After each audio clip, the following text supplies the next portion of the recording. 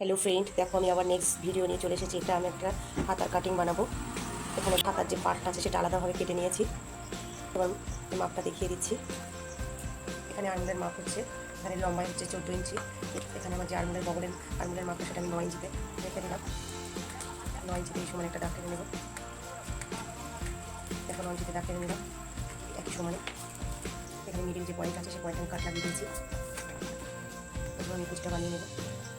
এখানে যে এক ফোল্ডটা দেবো সেটা প্রথমে সেলাই দিয়ে নেবো।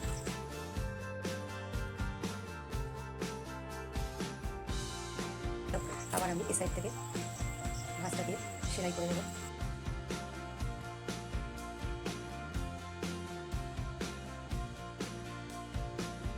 এবার এখানে আপনি 2 ফোল্ডের আমি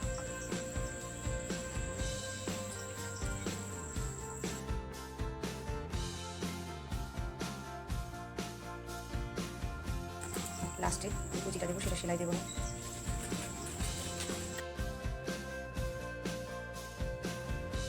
খুলে যাবে বলে আমি একটা একটা করে সেলাইয়ের ভাঁজটা দিয়ে নিচ্ছি।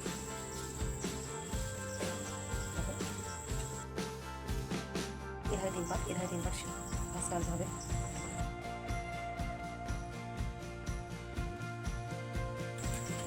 এখানে যে লাস্ট পার্টটা আছে সেই লাস্ট পার্টটা সব এরকম 2 পার্ট করে বানাতে হবে।